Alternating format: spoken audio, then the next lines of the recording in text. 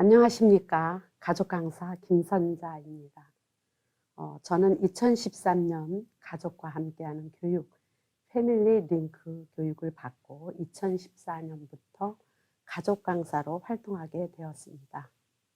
현재 가족 나눔 전화 경기도 가족 동료 지원 활동가로 활동하고 있습니다.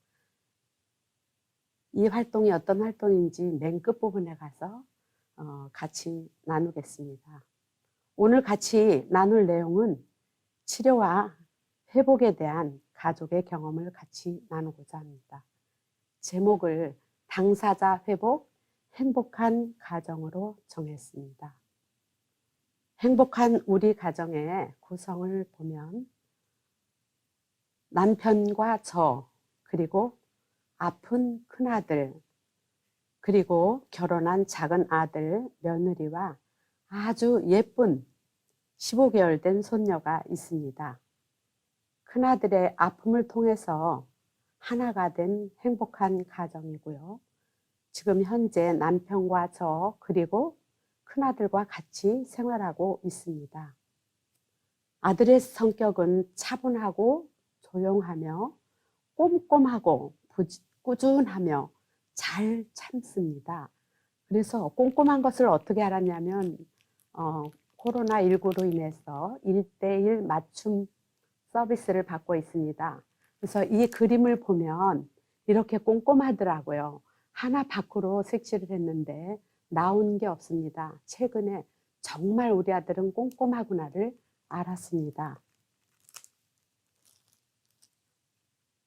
또 영화 상당히 좋아합니다.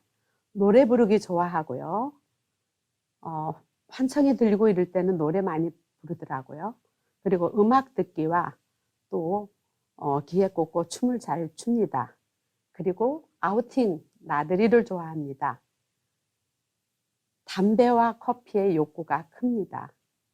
콜라도 좋아합니다. 아프기 전에 큰아들은 명랑하고 착하며 부모 말을 잘 듣는 아주 모범적인 아들이었습니다. 아픈 아들은 말이 없어졌습니다. 표현을 하지 않았습니다. 자신만의 세계에 사로잡혀 있었습니다. 환청이 들리면 욕도 하고요. 또 자기를 이렇게 칭찬하는 소리가 들리면 웃기도 했습니다. 그리고 아픈 아들은 TV에서 그 슬픈 장면을 보는데도 웃고 있었습니다. 이런 것들이 아픈 아들이었습니다. 이런 것들을 볼 때 회복된 아들은 요구사항을 말하며 타협을 합니다. 자기가 좋아하는 것은 화를 내면서도 쟁취하였고 쟁취하기 위해서 또한 타협을 하고요. 일도 잘 돕습니다. 무거운 거를 들고 올라가야 되는데 솔선해서 가지고 올라갑니다. 아팠을 때는 관심 없습니다. 그냥 올라갑니다. 어떻게 한 집안에 살면서 저럴 수가 있지? 했는데 그것이 다 아팠기 때문이었습니다. 아들의 병명은 조현병입니다. 조현병에 걸리기 쉬운 약한 뇌를 가진 사람이 이것이 취약성이고요. 환경적인 스트레스에 직면하여 스트레스가 쌓이면 자신의 대응 능력으로 그것을 감당하지 못할 때 조현병이 발병한다고 설명합니다. 이 출처는 조현병과 가족이라는 책에서 137쪽에서 인용을 했고요. 또 이것이 새로운 이론의 등장으로 1990년 이후에 이런 것을 말합니다. 누군가는 위장이 안 좋고 또 간, 또 심장, 팔다리가 약하게 태어나는 것처럼 누군가는 뇌가 약하게 태어난다는 것이 취약성입니다. 뇌가 약하게 태어난 사람이 스트레스를 받을 때 스트레스를 이겨내는 대응 능력이 부족하면 그때 발병하는 것이라고 말합니다. 그리고 이것을 도표화 시켜봤습니다. 대응 능력 모형입니다. 취약성을 타고나면 약물을 복용하게 됩니다.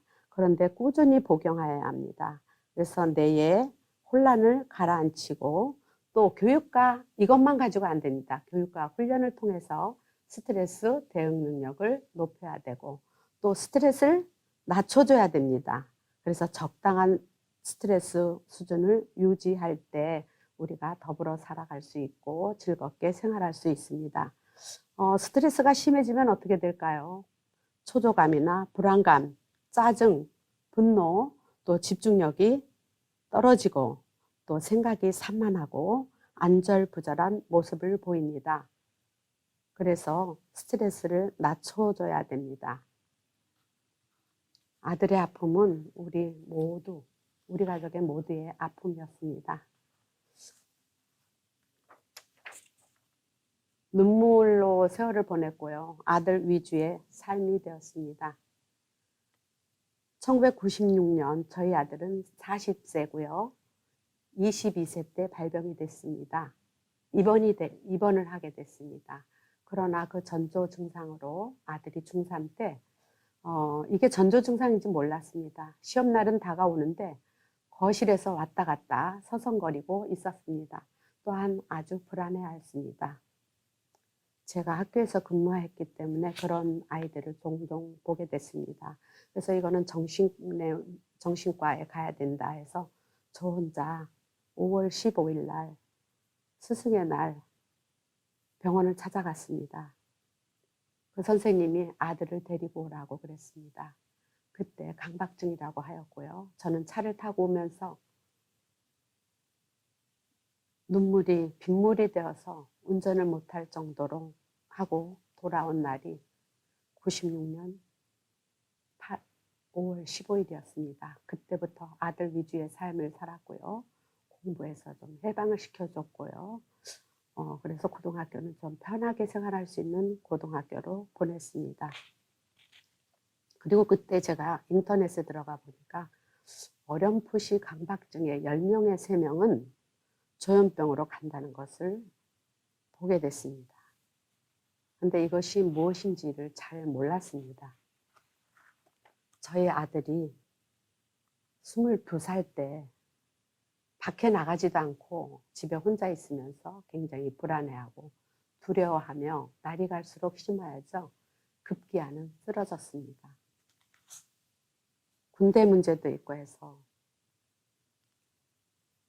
병원에 입원시켰습니다. 업고 갔습니다.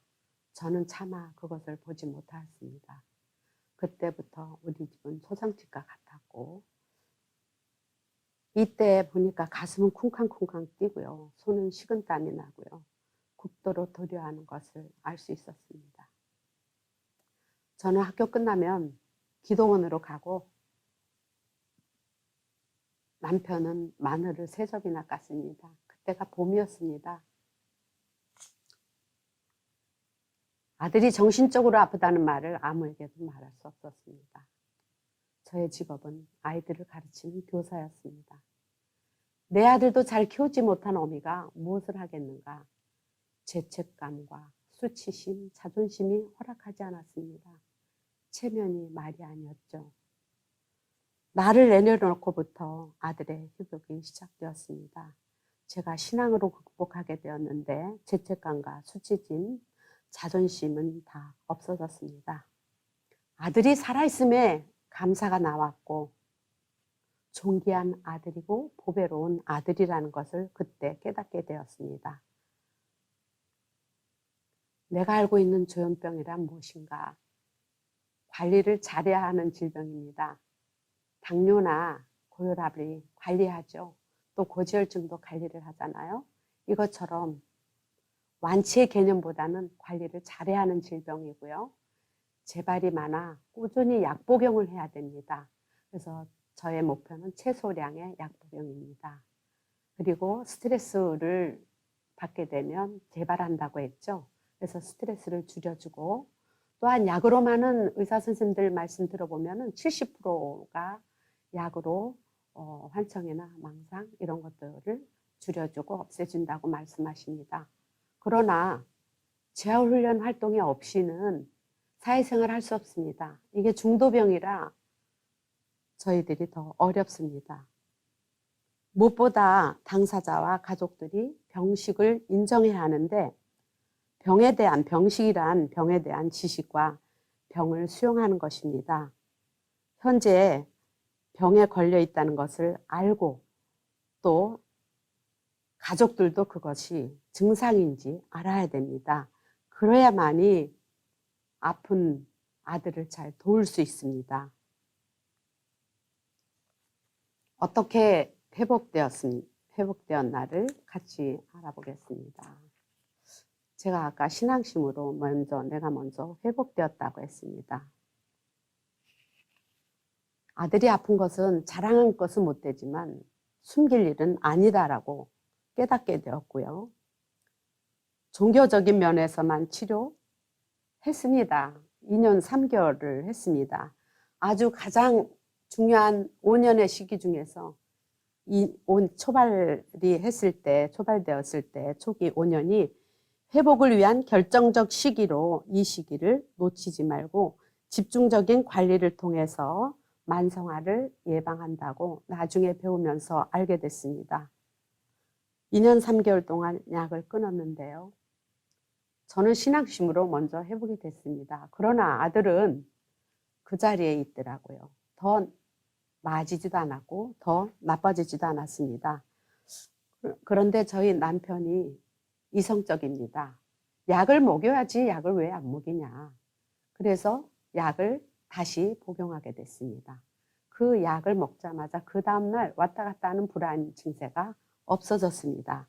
그래서 꼭 약을 먹어야 된다는 것을 그때 알았습니다. 가족이 먼저 그 병에 들어서 그렇다는 것을 인정해야 됩니다. 늦게 일어나고 게을러지고 나오지 않고 이런 건 음성증살인이라는 것을 알아야 되고 그럴 때 어떻게 도와줘야 될까에 초점을 맞춰서 나아갈 때 회복의 지름길이 될 수 있고 서로서로 가족이 도와야만이 회복의 지름길입니다. 아들의 투약, 증상이 호전됩니다. 그러면 약물치료로 회복이 되는가? 계속 말씀드리지만 약물치료로 병의 증상이 없어졌다 하더라도 한번 위축된 삶에서의 기능과 역할이 저절로 개선되지는 않습니다. 중도병이라 또 저희 아들 같은 경우는 6개월을 입원했거든요. 그러니 모든 것이 끊어졌습니다. 말이 없어졌습니다. 말도 제대로 못합니다. 그리고 역할, 공부해야 되는 때, 또 큰아들의 역할, 이런 것들이 제대로 할 수가 없었습니다. 그리고 또 학교에 더 다녀야 되고 공부를 계속해야 되는데 이런 것들이 개선되지 않았습니다. 그래서 약물 치료에 더하여서 재활 서비스를 제공하는 것이 훨씬 효과가 높다고 보고되어 있습니다. 사회에 더불어 살기 위해서 진로 탐색이라든가 직업 연계, 유기간의 안정적인 일상생활을 위한 자립 이런 것들을 제공받아야 됩니다. 그리고 재활의 꽃 취업도 해야 됩니다. 아들도 돈에 대한 욕심이 있더라고요. 그래서 물었습니다. 몇 시간 정도 일할 수 있냐. 직업재활도 해봤거든요. 8시간 하기 어렵더라고요. 그래서 다시 하면 3시간 정도 일했으면 좋겠다고 이야기했습니다. 그러면은 가족의 역할은 어떻게 해야 될까? 아버지와 어머니, 작은 아들이, 아픈 아들은 장남입니다.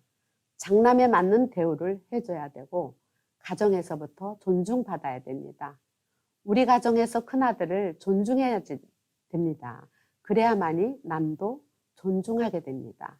그래서 저희는 굉장히 아들은 어떤 존재? 그러면 귀중한 존재라고 계속 이야기합니다.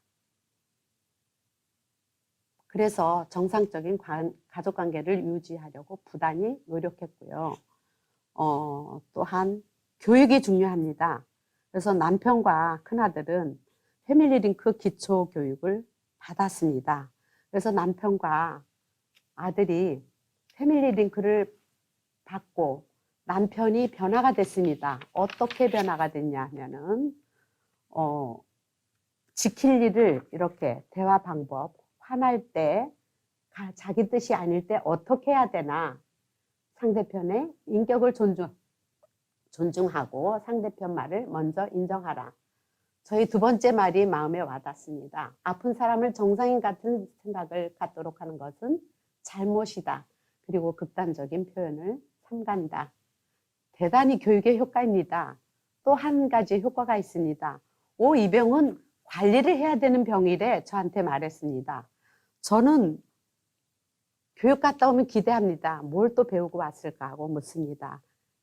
이 병 관리가 중요해요 하고 말했습니다. 그러나 그때는 이게 이해하지 못했는데 교육을 받고 나서 관리를 해야 되는 병이라는 것을 알게 되었습니다. 또 놀게는 친가와 외가의 역할입니다. 저희 친가는 8남매입니다. 남편 쪽은. 외가는 7남매고요. 한 번 모이면 뭐 20, 30명씩 모입니다. 그럴 때 다 아픈 줄 압니다. 그래서 서로서로 챙겨주고요. 또 서로서로 또 좋은 반찬을 앞에 갖다 놔주기도 합니다. 그렇게 귀중하게 대접받습니다. 또한 저희 아버지가 94세에 돌아가셨는데 늘 가면 용돈을 주셨습니다. 그래서 제가 오빠에게 말했습니다. 오빠, 아들이 여기 오면 항상 아버지가 용돈을 주셨는데 이제 용돈 줄 사람도 없네. 이렇게 말하니까 오빠가 그날 이후로 아들이 가면은 일주일에 한 번씩 가거든요. 가면은 봉투에 누구 용돈 이렇게 해서 써서 줍니다. 그래서 아들도 굉장히 좋아합니다. 그리고 친지들과도 관계를 맺어야 됩니다. 숨겨서는 안 될 일입니다. 그래서 친지들과도 가까워서 뭐 예를 들면 저희 아들 담배를 좋아합니다. 공항에서 면세되는 거 사고 싶었어요. 그래서 좀 왜냐하면은 이렇게 제한이 되어 있기 때문에. 그런데도 아무 말 안 하고 흔쾌히 다들 사주셨습니다. 그렇게 오픈을 하고 삽니다. 회복을 위한 가족의 노력을 어떤 것들을 했냐 하면요. 환청이 들릴 때는 주위를 조용하게 하고요. 계속 집착 시에는 나가서 활동합니다. 환기를 시켜줍니다. 그리고 환청이 들릴 때는 아들이 막 욕을 하게 됩니다. 그럼 맨 처음에는 저희들한테 욕을 하는 줄 알고 어떻게 부모한테 저렇게 욕할 수 있을까? 그랬는데 환청이 자기를 비난하는 소리를 하는 것 같아요. 그럼 아들은 대처 방법으로 욕도 합니다. 그냥 놔둡니다. 그랬다가 조금 있으면 괜찮아집니다. 아들 아까 왜 그랬어? 그러면 아들이 아무것도 아닙니다. 그럼 저희는 아무것도 아니구나. 그냥 넘어갑니다. 또 망상으로 노트에 많이 썼습니다. 그래서 노트를 아예 마련해 줬습니다. 누가 누구를 죽였다. 또 이 지금 살고 있는 사람이 다 죽은 사람으로 나타난 그런 거를 봤거든요. 그래서 친척 집에 갔을 때 아까 아들 열심히 공부하는데 그거 어디다 두고 왔어요? 그러면 잘 찢어서 버렸습니다. 이렇게 얘기합니다. 아들도 그게 잘못된 생각이라는 걸 압니다. 그러나 그것이 병 증상이라 멈추기가 어렵습니다. 지금도 한 어떤 생각에 골똘히 하면요. 아버지, 엄마 거실에서 20분만 계세요. 그러면 오케이 하고서 20분 동안 기다려줍니다. 그리고 이거는 가장 심했을 때 6개월 동안 말이 없었는데 묻는 말에 예, 아니오로 대답했습니다. 그래서 저희들이 열린 질문으로 묻습니다. 오늘 거기 병원에서 어떤 반찬이 나왔나? 그러면은 그때 또 어떤 반찬이 나왔다. 생활은 어때? 그리고 괴롭히는 사람은 없어? 이렇게 계속 질문을 하고 열린 질문을 하면 그 대화가 끊이지 않고 계속될 수 있습니다. 또한 말이 없었다 그랬죠. 그랬더니 책을 읽는데도 있습니다로 읽어야 되는데 있읍니다로 읽었습니다. 그래서 이거를 또한 고치기 위해서 저희들이 짧은 책도 읽고 성경 말씀도 쓰고 또 예배 끝나고는 끝말 이어가기도 했습니다. 왜냐하면 이게 사고가 떨어지는 그런 병이기 때문에 인지 기능을 높이기 위해서 이렇게 같이 나누기도 하고 짧은 책 읽고 토론하고 또 의사소통의 어려움을 극복하기 위한 가족의 노력으로 개방적인 질문, 아까 이야기했죠. 계속되도록 오늘 센터에 가서 무엇을 배웠나 또 이렇게 그림을 그려오고 하면은 칭찬도 해주고요. 지지해주고요. 격려해주고요. 이렇게 아들이 꼼꼼했었나. 우리는 이거 정말 바깥으로 많이 색칠을 하게 되는데 이렇게 잘해왔네. 이렇게 말합니다. 그래서 아들은 이런 거를 가지고 올 때 또 꼭 보입니다. 그리고 약을 스스로 먹기. 약 스스로 먹는 습관이 돼야 됩니다. 그래서 저희는 맨 처음에는 약을 식탁에다 놓아둡니다. 그리고 저희가 잠자기 전에 먹는 그런 스프가 있습니다. 그 옆에 놔두면 약을 꼭 먹더라고요. 그런데 이번에 센터를 옮기고 나서 이렇게 약 봉지를 꽂을 수 있는 걸 줬어요. 이거 되게 좋더라고요. 그래서 지금 여기 보면은 6, 7, 5, 6, 7, 8, 9, 10 쭉 꽂아 있죠. 하나씩 아침약과 저녁약을 빼서 먹습니다. 이게 이제 지금 습관을 들이고 있는데요. 그럼 저희들은 힐끗 눈으로 아침약 먹었나 쓱 봅니다. 그럼 아침약을 먹었구나 이렇게 알게 됩니다. 그래서 이거 되게 좋은 것 같아요. 그래서 이거는 옷걸이, 자기 방 옷걸이에다가 걸어놨습니다. 그래서 약을 잘 먹을 수 있게, 약 복용을 잘 할 수 있게 이렇게 이런 이걸 뭐라고 그래야 될까요? 어쨌든 약 봉지를 들 수 있는, 보관할 수 있는 거죠. 그래서 이렇게 하는 게 참 좋더라고요. 그리고 또한 저희가 어느 날 TV를 보면서 저희 남편이 우리는 마음대로 죽을 수 있는 권리도 없네. 아픈 아들이 있으니까요. 그래서 경제력을 키워야 되지. 아무리 많은 것을 놔두고 간다 할지라도 경제력이 없으면 안 되겠다 싶어가지고 경제력 키우기 위한 노력을 하고 있습니다. 이 교통비라고 썼는데요. 교통비 맨 처음에 이렇게 교통카드에 넣어줬습니다. 그랬더니 CU나 이런 데 가서 많이 빼먹게 되더라고요. 그래서 엄마 차비가 다 썼어요 그러더라고요. 근데 아직 남아 있을 건데 그랬더니 그 이야기를 하더라고요. 몇 번에 그거를 이제 그렇게 하면 안 된다고 얘기했는데도 불구하고 자꾸 그래서 이제는 또 교통비를 현금으로 주기 시작했습니다. 근데 그거를 또 이제 콜라나 또 커피 좋아하니까요. 그것을 사 먹더라고요. 그리고 나서 한 4, 50분 센터에서 걸어와야 되는데 좀 저한테 태워주면 안 되겠냐. 그래서 절대 가지 않았습니다. 아들이 그거는 약속을 했기 때문에 썼으니까 운동 삼아 걸어오세요. 몇 번 걸어오더니 교통비는 남기더라고요. 그래서 지금은 교통카드에 자기 용돈으로 교통카드를 넣습니다. 넣고 또 맨 처음에 저희가 교통카드를 넣었을 때 얼마까지는 교통카드를 쓰고 얼마는 더 쓸 수 있다 이렇게 얘기를 했어요. 보름치씩 끊어주면서 그렇게 해서 지금은 이제 자기 용돈으로 충당하고 있고요. 집안일 용돈 다 쓸 때는 집안일을 도와가지고 얼마를 달라고 그래요. 그러면 집안일이 적으면 좀 깎기도 하고 해가지고 집안일 도우면서 용돈을 충당하고 있고요.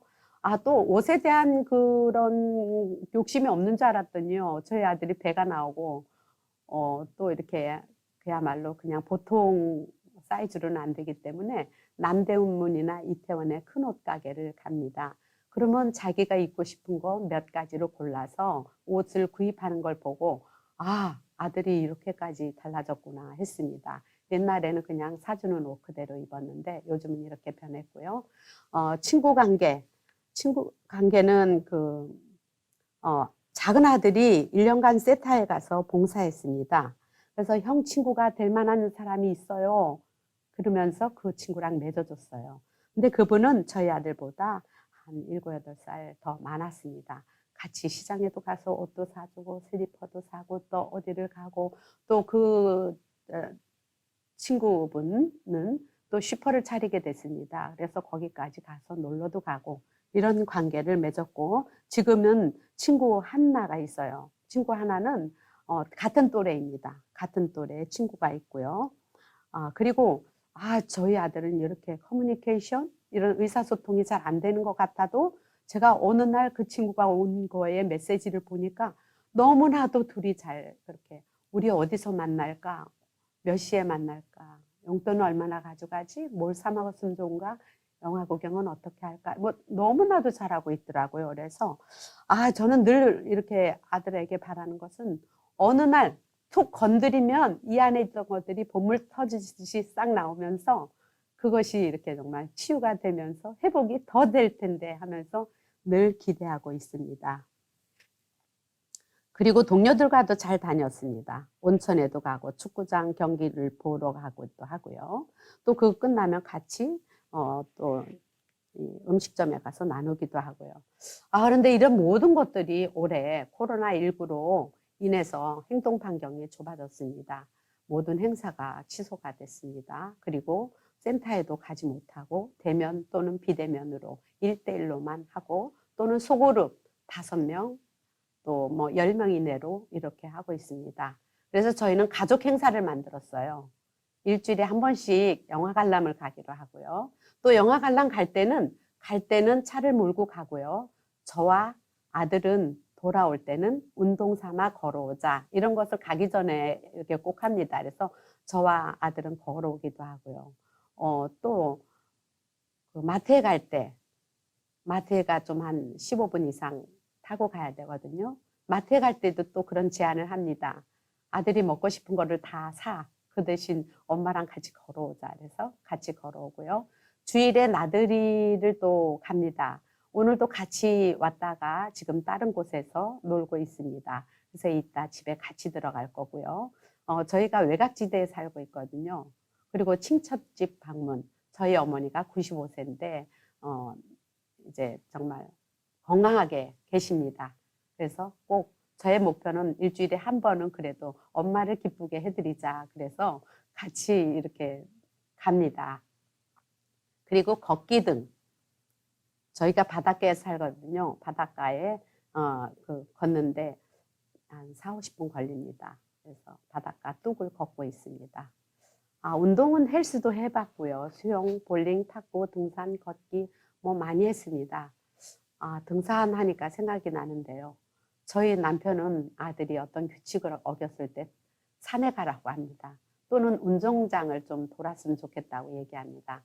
그럼 저는 혼자 보내지 않고 같이 갑니다. 같이 가서 등산도 하고 돌기도 하고 합니다.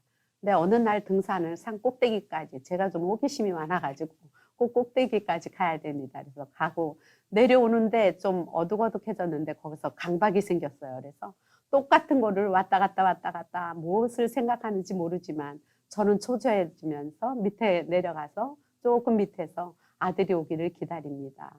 그랬던 생각이 납니다. 그래서 어둑어둑해져서 그렇게 돌아온 적이 있습니다. 그때 많이 아팠을 때거든요. 그래서 이런 운동이 참 좋답니다. 그래서 운동을 꾸준히 하려고 노력을 하고 있고요. 회복에 도움을 준 활동, 만남의 모임이라고 하겠습니다. 우선 텃밭 가꾸기 2015년부터 저희 가족이 5가족, 센터의 5가족이 봄에서 여름 6개월 동안 텃밭 가꾸기를 했는데요. 각종 채소도 심고 비빔밥해서 나눠 먹고요. 그래서 이 텃밭 가꾸기 했을 때 이거는 저의 작품이고요. 이거는 저의 작품이고요. 이거는 또 저희 아들의 작품입니다. 그래서 이렇게 같이 활동을 하다 보니까 가족들이 친해졌고요. 당사자들끼리 친해졌습니다.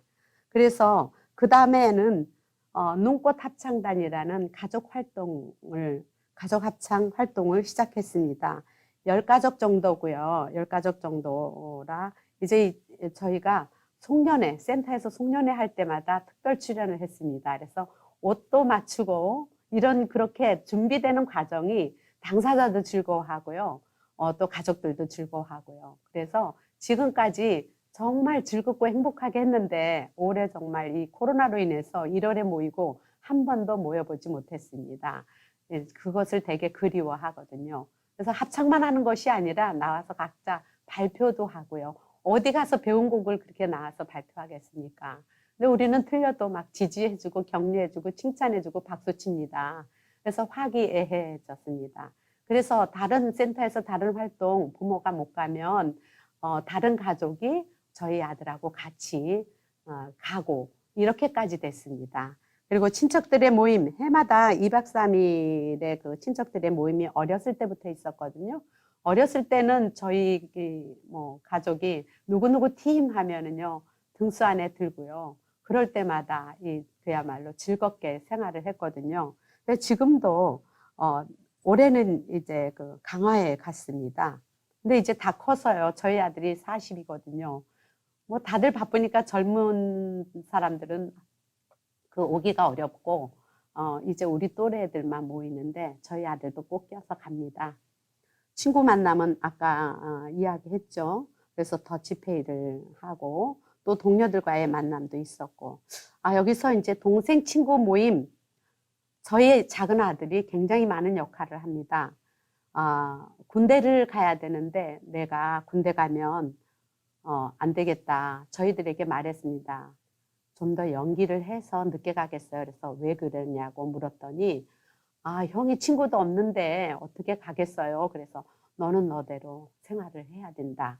그랬더니 자기 가장 친한 친구를 맺어줬어요. 그래서 이 친구가 한 달에 한 번씩 들어와서 그 당시에 PC방도 가고 또 오락실도 가고 면회도 가고 영화 구경도 가고 이렇게 맺어주게 됐거든요. 지금도 동생 친구 모임에 꼭 갑니다. 동생 친구가 결혼하면 또 형도 그 형 알지? 그 동생 알지? 그 친구 알지? 그러면서 가자고 그래요.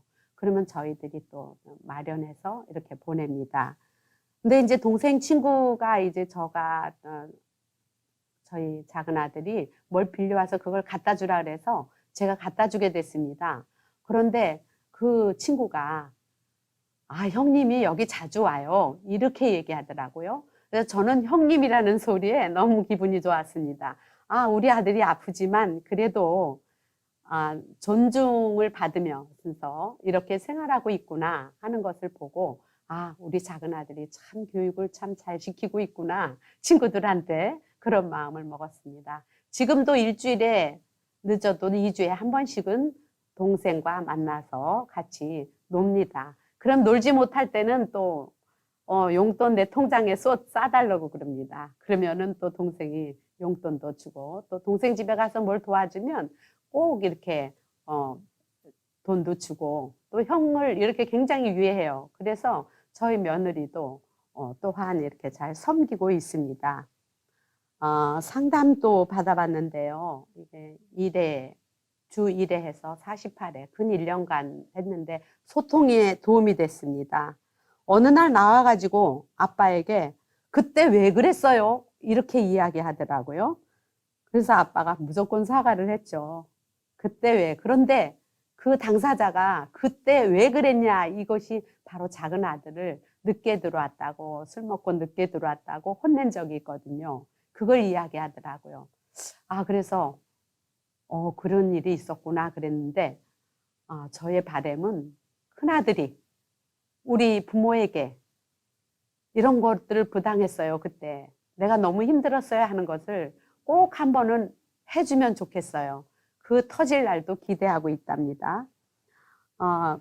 그리고 도움을 준 기간을 보면은요 16년간 함께한 선생님이 계십니다.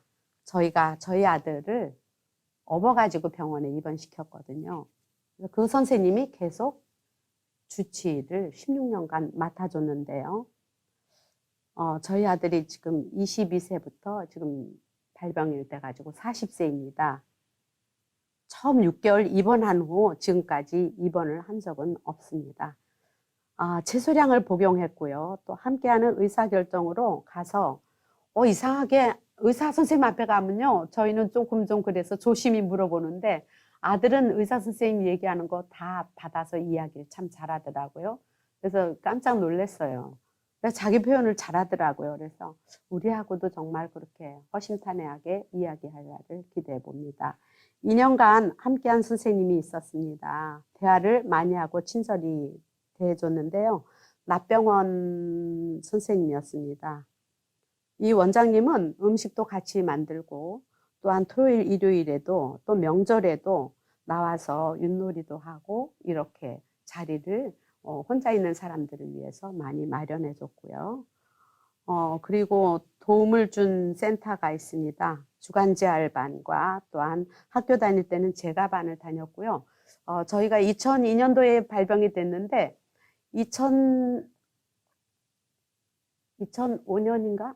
그때부터 이 센터를 이용하게 됐고요. 이 센터는 선생님이 그전에도 센터에 한번 가서 등록하고 해보라 그랬는데 한 2년간은 못 갔던 것 같아요. 그 이후에 주간 그 센터에 가입을 해가지고 다녔고요.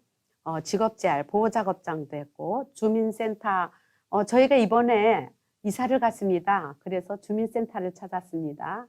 그리고 나서 복지과에 가가지고 우리 같은 집도 혜택을 받을 수 있나요? 이렇게 물었더니 저희 그 남편하고 저로 봐서는 좀 어렵다고 그랬는데 아들이 40이 됐고 또 저희는 그렇게 기타에 그런 게 있는 줄은 몰랐습니다. 그래서 앞에 보면은 전혀 안 되는데 나중에 인터넷에 들어가 보니까 장애 3급에서 6급도 기타 안에 들어가 있더라고요. 그래서 이게 혜택을 받게 된 것이 장애 수당입니다. 그랬더니 다시 주민센터에 갔습니다. 시청으로부터 장애 수당이 됐다고 연락이 왔고요. 그래서 주민센터에 다시 갔더니 문화누리권도 누릴 수 있고 또 쌀도 혜택을 받게 됐습니다.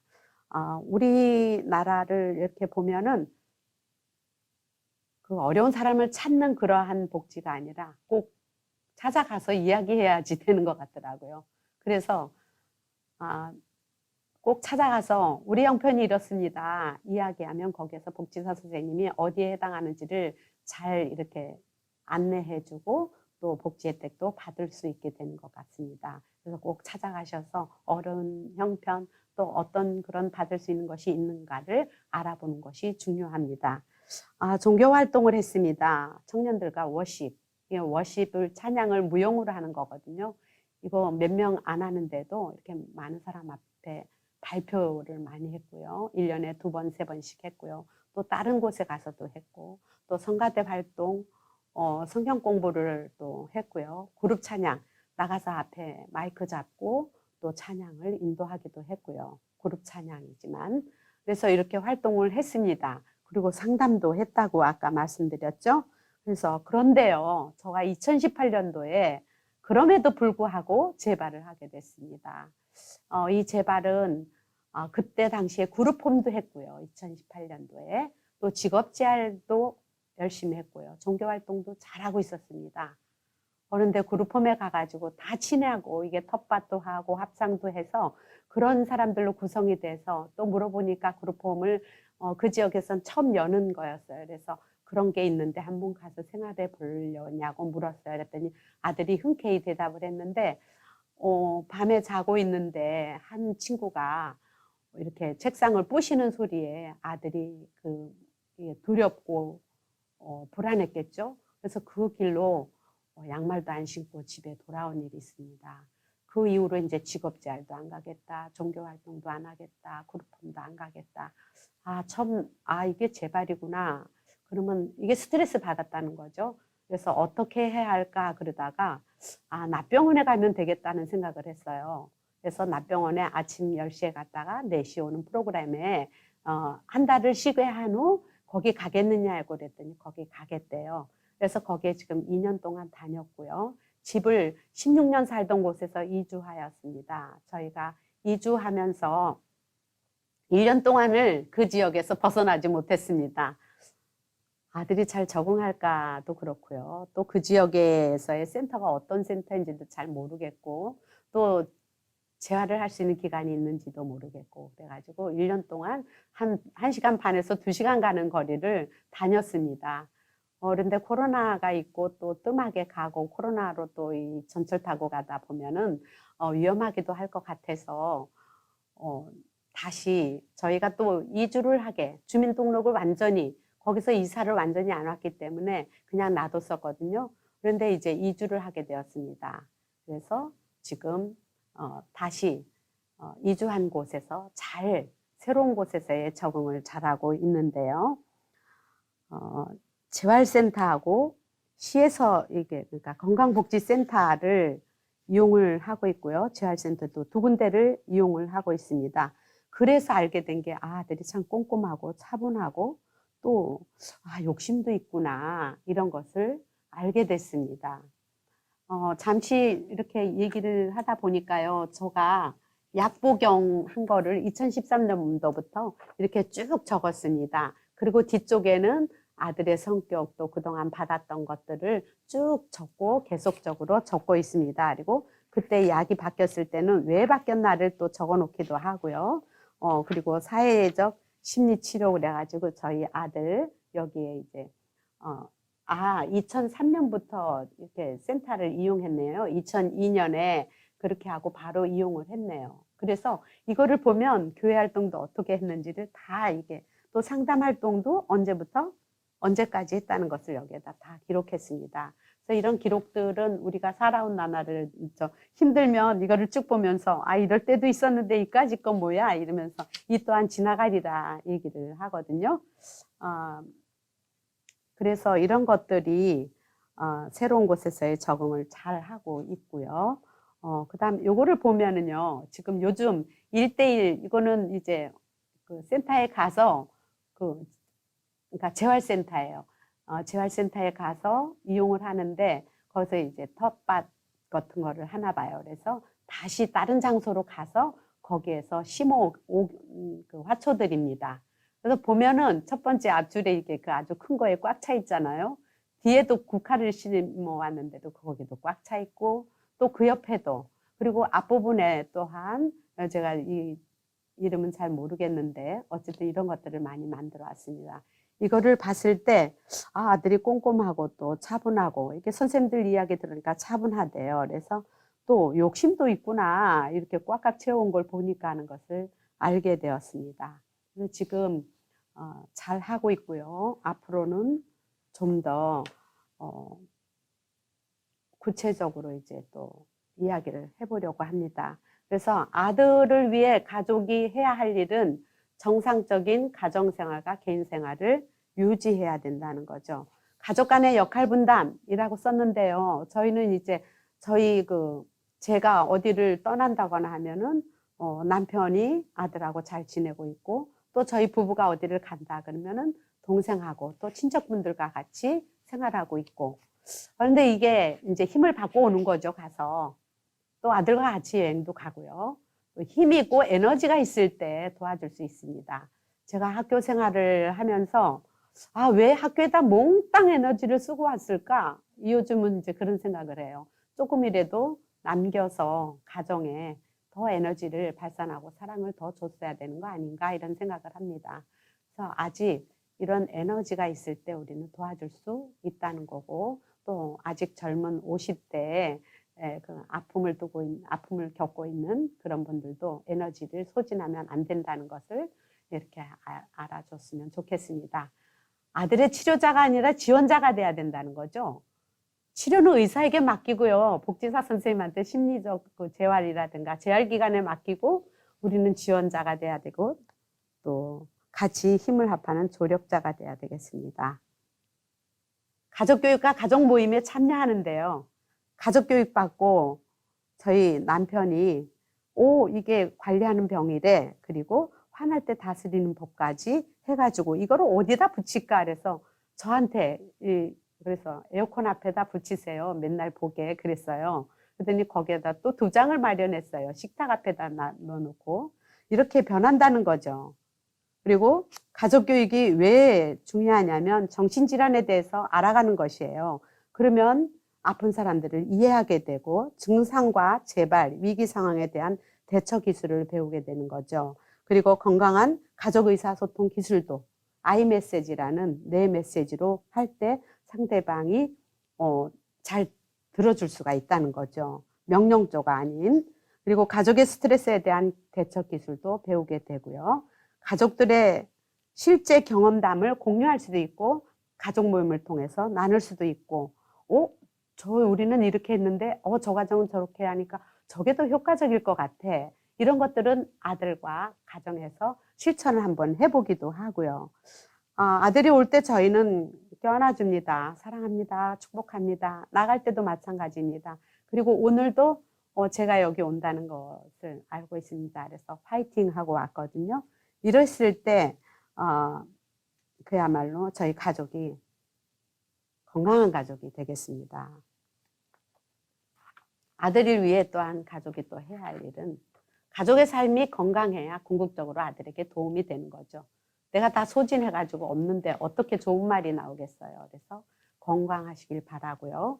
또 아주 작은 성취나 호전의 기미만 보여도 아낌없이 인정하고 칭찬해 줘야 된다는 거죠. 근데 가족 나눔 전화를 통해서 저희 작은 아들을 하게 했어요. 엄마가 오늘 근무하니까 너가 좀 해달라, 전화를 해달라 그랬더니 저희가 온정주의더라고요. 아들 얘기가. 그래서 너무 칭찬을 많이 해준대요. 능히 할 수 있는데 왜 엄마가 칭찬해서 어떤 때는 아들이 이상해진다는 거예요. 그래서 제가 그럴 수 있구나. 그래, 알았다.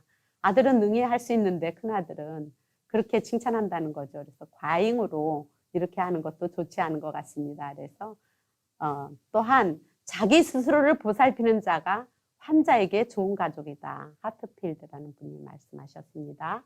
내가 나를 보살피고 또 힘들 때는 친구들도 만나고 또 차 모임도 갖고 이게 코로나 시대에 그랬는데 우리 친구들 보니까요. 이 카톡에서도 같이 들어와서 이야기 나누고 웃고 떠들고 한 적이 있거든요. 그런 것들이 필요합니다. 결국은 우리에게 필요한 것은 긍정적인 마인드, 긍정적인 생각입니다. 똑같은 일을 겪더라도 부정적인 시각을 가진 사람은 스트레스를 더 많이 받게 되죠. 그래서 스트레스를 저는 왜 우리 가정에 이런 고난을 주셨을까? 그래, 내가 감당할 수 있으니까 좋겠지. 이길 수 있는 고난만 주신다고 하는 말을 굳게 믿고 이 또한 지나가리라 하고 살고 있습니다. 그리고 저 자신을 소중하게 여깁니다. 그래서 어느 날은 너 김선자 너무 잘했어. 너무 수고했다 오늘. 그렇게 이야기해 주거든요. 그래서 자기가 자기를 칭찬하는 것도 좋은 방법인 것 같아요. 몸과 마음을 잘 돌봐야 됩니다. 그래서 끝까지 잘 행복하게 살 수 있는 가정을 만들어 가시기 바랍니다. 제가 끝으로 전화 한 통으로 가족의 걱정은 마이너스 줄이고 에너지는 더하고 제가 경기도 가족지원 활동가이거든요. 그래서 월요일서부터 금요일까지 오후 10시부터 3시까지 이루어지고 있습니다. 여기에서 활동을 하고 있고요. 또한 여기 전화를 걸어서 같이 나눕니다. 힘든 점도 나누고 즐거웠던 점도 나누고 또 저의 경험도 같이 나누고 이렇게 해서 많은 보탬을 받고 있다고 그래요. 그래서 지금 활성화되고 있고 이것은 7월 21일부터 생겼고요. 내년에도 할 예정이고요. 그래서 혼자 이게 뭐 비대면으로 하니까 오히려 더 나을 수도 있어요. 그래서 어렵고 힘들면 이곳에 전화해 주시기 바랍니다. 그러면은 저는 이제 또 목요일 날 가거든요. 그래서 목요일 날 저와 같이 만나는 일도 있었으면 하는 바람입니다. 그래서 전화 한 통으로 가족의 걱정은 줄이고 에너지는 더하고 우리 에너지가 있어야지 되지 않겠습니까? 네. 그리고 이용 시간은 평일 오전 10시부터 오후 3시. 여기에서 많은 것을 또 어떤 분은 병원에 가서 보니까 이런 게 있어서 하게 됐다고 그러면서 이런 걸 처음 접한다고 그분은 여동생을 돌보고 있었습니다. 그래서 저희가 정보도 제공을 해주고 많은 역할을 하고 있습니다. 그래서 너무 힘들게 사시지 않았으면 좋겠고요. 즐거운 것을 찾아가면서 긍정적인 생각을 하면서 이 또한 지나가리라. 그래서 행복한 가정을 서로 만들어 갑시다. 그래서 가족의 힘이 세상을 바꾼다는 것. 그래서 저는 맨 나중에 구호를 외칩니다. 당신 멋져. 당당하게 살자. 당당하게 살자. 당당하게 살자. 당신 신나게 살자. 신나게 살자. 이렇게 외칩니다. 멋져는 멋지게 살자. 멋지게 살자. 그리고 이렇게 살려면 져주면서 살자. 져주면서 살자. 네, 감사합니다. 장시간 들어주셔서 같이 나눌 수 있어서 저도 행복했고요. 좋은 시간 갖게 해주셔서 감사합니다. 재발의 징후는 어떤 것인가 질문이 들어와서 저 나름대로 말씀드리면 저희 아들의 재발의 징후는 잘 해왔던 직업생활과 종교생활과 또한 그 그룹홈에서 이런 것들을 전부 다 안 하겠다고 그래서 집에서 은거하거나 이게 이렇게 될까봐 또 옛날처럼 될까봐 그것을 차단하기 위해서 한 달 동안 쉰 다음에 납병원에서 생활을 하게 됐습니다. 아침에 10시에 갔다가 4시에 거기서 프로그램에 의해서 해주고 그렇게 되면은 좋은 점은 약 조절을 하게 되는 것입니다. 왜냐하면 의사 선생님이 계속 왔다 갔다 프로그램 하면서 보시기 때문에요. 그렇게 했고 대부분 재발의 징후는 수면, 잠자는 거요. 잠자지 않습니다. 잠을 안 잡니다. 그리고 식사 습관이 달라집니다. 그리고 갑자기 기분이 들떠서 많은 돈을 쓰지 않는가. 이거는 조울에 있을 수 있는데요. 그리고 자기 물건을 남에게 마구 줘버리지는 않는가. 또 그리고 초조한 것이 나타난다거나 또는 환청이 심해지고 일상적인 그 작업에 집중하는데 어려움이 있습니다. 혼란을 갖다 주는 거죠. 그리고 환청도 더 심해지고 이런 것들. 그리고 강박적이거나 저희 아들은 강박으로부터 이렇게 시작이 돼서 이게 가장 저는 아주 주안점을 두고 강박이 있나 없나 보거든요. 휴지를 많이 쓴다던가 한참 심할 때는 비누 한 장을 다 쓸 정도였으니까요. 그런 걸 생각을 하면 이것도 이렇게 되는 거 아니야 그러는데 요즘도 가끔 아직도 휴지는 많이 씁니다. 그리고 그것을 휴지 쓰는 것이 많이 쓰는 것이 잘못되었나? 또 발을 계속 그 한쪽만 잘 닦습니다. 그러면 의사 선생님 묻습니다. 이 발을 닦는 것이 알고 있나? 없는데 닦는 것인지 아니면 아직도 있다고 생각해서 닦는 것인지 묻더라고요. 그래서 증과 병을 이렇게 구분하시더라고요. 그리고 이런 것들이 강박적인데 반복적인 건가? 또 조절이 불가능한 행동을 하는가? 근데 대부분 일반적으로 공격성과 자해는 중요한 재발의 징후다라고 이야기합니다. 근데 저희 아들은 이렇게까지는 가지 않습니다. 왜냐하면 공격적인 일까지는 나타나지 않고 저희 아들은 음성 증상이 심한 것 같아요. 음성 증상, 남하고 같이 대인관계가 잘 안 되고 또 집에만 있으려고 그러고 모든 것을 끊고 또 자기만의 세상에 또 갇혀가지고 또 잘 한 군데만 이렇게 강박이 오고 이러는 것들이거든요. 근데 대부분 공격성과 자해는 중요한 재발의 징후라고 보고요. 이런 것들이 나타난다면 위험한 행동의 발생을 예측해서 예방하는 데 도움이 됩니다. 사람마다 양상이 다르지만 그리고 다양해요. 시간을 두고 유심히 관찰하면 되게 특징적인 양상을 파악할 수 있는데요. 이렇게 재발이 진행된다고 느꼈을 때 가능한 한 빨리 도움을 요청하는 것이 중요하고요. 가능한 한 초기에 개입하려는 노력을 해야 합니다. 재발을 막지 못한다 해도 기간과 정도를 최소화할 수 있습니다. 그래서 가족들이 이럴 때 취해야 할 조치는 스트레스 쌓인다 그랬잖아요. 그래서 스트레스 자극을 확인해서 차단을 시켜주고요. 또 환기를 시켜주고 또 환자의 일을 줄입니다. 저희 아들이 그때 6시간 일할 때 4시간 줄이고 2시간까지도 일을 했거든요. 그런 것처럼. 그래서 충분한 수면, 이렇게 힘들 때는 의사 선생님한테 가서 말씀드리면은 수면할 수 있는 약을 또 처방해 줄 거예요. 그래서 휴식을 취하게 하면 재발을 또 스트레스 대응 방법을 알 수 있어요. 재발을 막고.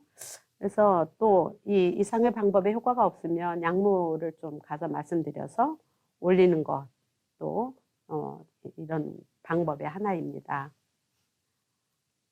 증상이 심해질 때 조기 경고 징후가 이렇게 나타납니다. 사람마다 다르므로 가족들이 잘 관찰할 수 있죠. 그래서 잘 관찰하고 이것이 재발인지 아닌지를 가족들은 알 수 있습니다. 그래서 이렇게 빨리 대처할 수 있게 하면은 어쨌든 간에 재발을 최소화하고 또한 잠이 안 올 때는 또 가서 말씀드려서 잠을 잘 수 있는 거를 처방을 받든지 또는 끊어줘야 됩니다. 그래서 우선 스트레스를 안 받게 하는 것이 가장 중요하다고 생각합니다. 또한 재발을 하게 되면 약을 잘 먹나 안 먹나 봐야 돼요. 약을 꾸준히 복용해야 되는데 약을 안 먹고 어떤 분은 이제 먹다가 그냥 삼키지 않고 있다가 뱉어버리는 분도 계시거든요. 그래서 왜 입원했어요? 그러면 재발했어요. 약을 잘 안 먹었어요. 약을 먹는 줄 알았더니 그냥 쓰레기통에 버렸더라고요. 이렇게까지도 얘기를 하거든요. 스트레스를 점검하는 것도 중요해요. 그래서 어떻게 답이 되셨는지 모르겠어요. 그래서 재발이 안 되도록 막아야만이 이제 회복의 지름길이 됩니다.